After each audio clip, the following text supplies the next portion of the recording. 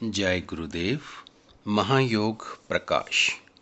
संसार बंधन में पड़े जीव के लिए मुक्ति हेतु शास्त्रों एवं महापुरुषों ने अनेकों अनेक साधनाओं एवं उपासनाओं का उल्लेख किया है। वेदांत की दृष्टि में आत्मा अपरगिरामी अपरिवर्तनीय है, जो सदैव मुक्त रहता है, कभी भी बंधन में नहीं आता। किंतु चित्त पर पड़े माया अथवा अविद्या के आवरण के कारण आत्मा की इस वास्तविक स्थिति को जीव विस्मृत कर बैठा है। उसे आत्मा का मुक्त स्वभाव अनुभव नहीं आता। इस अनुभूति को पुनः प्राप्त करने के लिए चित्त में संचित संस्कारों वासनाओं को क्षीण करना आवश्यक होता है। चित्त पर पड़े अविद्या इत्यादि पंच क्लेशों का निवारण अनिवार्य है।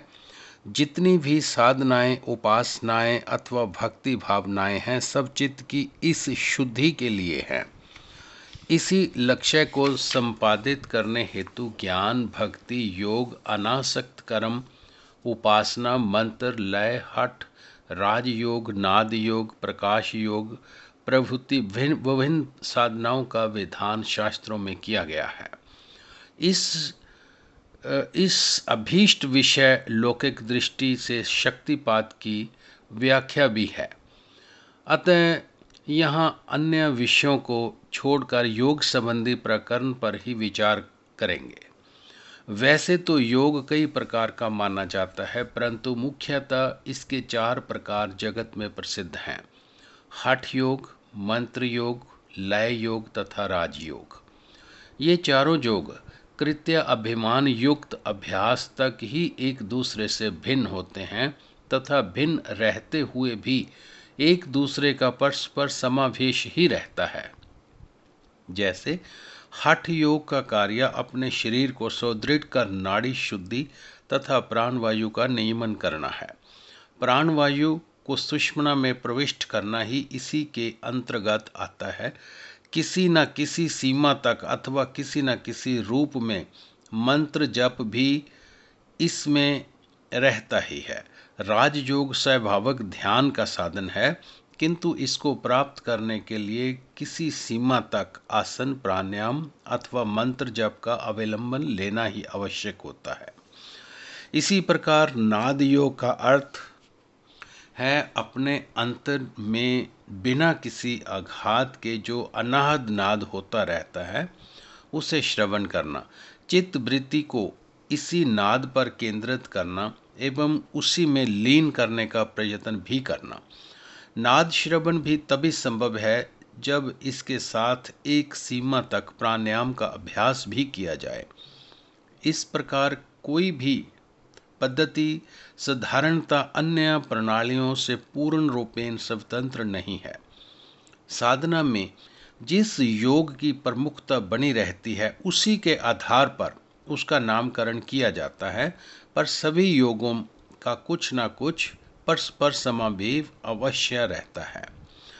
यदि किसी विषय पर एक अन्य दृष्टि से विचार किया जाए तो वे साधन एक दूसरे से भिन्न होते हुए भी कृत्य अभिमान युक्त साधक इनका अभ्यास करता है, तब ये सभी एक ही साधन के अंग तथा कृत्य अभिमान रहित हो जाते हैं और इस योग का नाम महायोग होता है।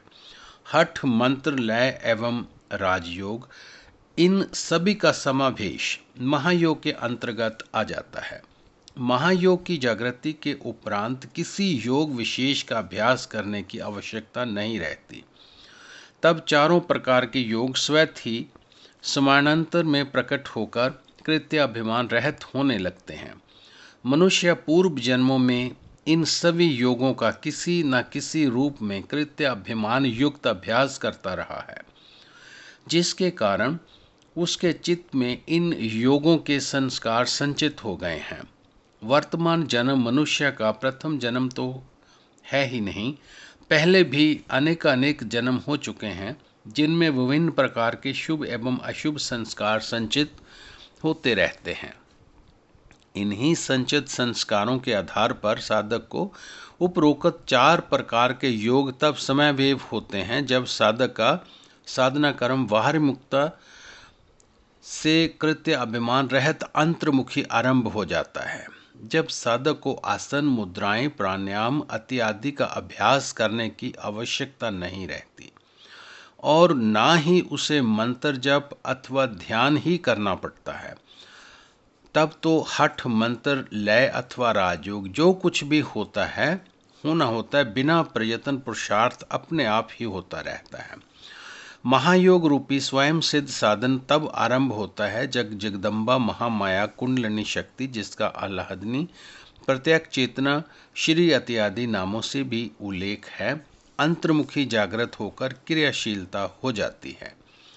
तब चित्त में संचित संस्कार बाहर निकलने आरंभ हो जाते हैं। जागृत होने का अर्थ अपनी इंद्रियों से भिन्न किंतु इंद्रियों के ही आधार पर क्रिया करते हुए शक्ति का अनुभव होना है। कुंडलिनी की जागृति ही वास्तव में सभी साधनाओं, उपासनाओं, भक्ति एवं योगिक प्रतिक्रियाओं का परम चरम लक्ष्य होता है। इस लक्ष्य की प्राप्ति हेतु यदि साधक किसी साधना विशेष में तत्पर और ईश्वर के प्रति समर्पित रहता है तो दीर्घकालीन निरंतर साधना अनुसंधान करते करते चित्त शुद्ध हो जाने तथा ईश्वर की कृपा प्राप्त होने पर साधक की कुंडलिनी शक्ति अंतर्मुखी जागृत होकर क्रियाशीला हो जाती है। तब विभिन्न साधनों के संचित सभी संस्कार एवं शुभ अशुभ वासनाएं क्रियाओं की में परिणित होने लग जाती हैं।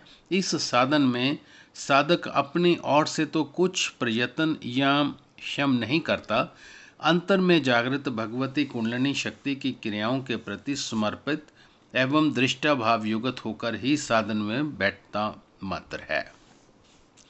कुंडलिनी की जागृत एवं क्रियाशील होने के पश्चात हठ योग के विभिन्न प्रकार के आसन, नाना रूप मुद्राएं तथा अनेक प्राणायाम स्वयं भी साधक की क्रियाओं में होने लगते हैं।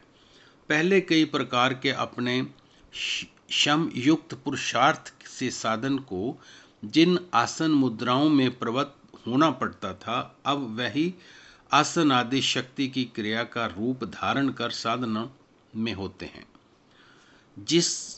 जिसमें इनकी अनुभूति में पूर्व पेशक साधक को कहीं अधिक आनंद अनुभूति होने लगती है। कई ऐसे आसन जिन्हें साधक अपने पुरुषार्थ से करने में असमर्थ होता है, यदि अंतर में उनके संस्कार हों तो वो भी सुगमता पूर्वक साधन में होने लग जाते हैं। प्राणायाम की जिन क्रियाओं का अभ्यास बड़ा कठिन एवं संकटपूर्ण माना जाता है, वे भी सहज में ही अन्यास ही होने लगते हैं। शीतली, भ्रामरी, भस्त्रिका तथा अंतर्बाह्य केवल कुंभक आदि सभी प्राणायाम बिना यत्न होने लगते हैं। मंत्र योग में साधक अपने इष्ट का कर्तव्य अभिमान युक्त जप एवं उस मंत्र पर अपना चित्त एकाग्र करने का प्रयत्न करता है, किंतु चित्त वृत्ति बार बार चंचल होकर इधर उधर भटक जाती है।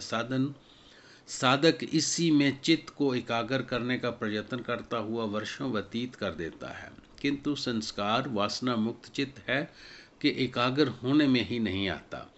साधक संस्कार आदि क्षीण करने में प्रयत्न तो करता नहीं, मंत्र एवं मंत्र प्रतिपादक देवता पर चित्त को एकाग्र करने में ही लगा रहता है। जब शक्ति अंतर्मुखी जागृत होकर स्वयं सिद्ध महायोग की उपलब्धि होती है, तब साधक अपने मन, बुद्धि, इंद्रियों को शक्याशित स्वतंत्र छोड़कर साधन में बैठता है। तब पूर्व जन्मों तथा वर्तमान जन्म के भी जब जिस मंत्र तत्प्रियपादित देवता एवं उन पर एकाग्रता के संचित संस्कार उदित होते हैं, तब साधक को अपनी क्रियाओं के अंतर्गत ही उस मंत्र का जप समय में आरंभ हो जाता है। तत्प्रतिपादित देवता के दर्शन होने लगते हैं और उन पर चित्त एकाग्रता की क्रिया अनुभव होने लगती है। जय गुरुदेव।